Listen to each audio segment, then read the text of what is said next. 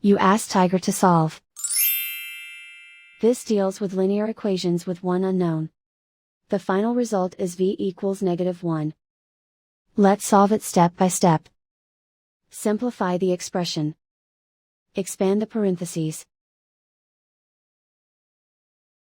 Multiply the coefficients. Simplify the arithmetic. Expand the parentheses. Group like terms.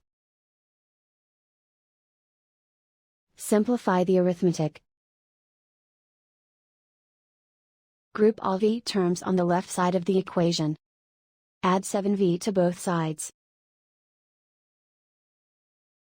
Group like terms. Simplify the arithmetic. Group like terms. Simplify the arithmetic. Group all constants on the right side of the equation. Add 23 to both sides.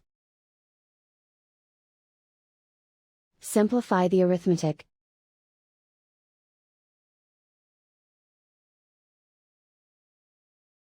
Isolate the v. Divide both sides by -57. Cancel out the negatives. Simplify the fraction. Move the negative sign from the denominator to the numerator. Simplify the fraction.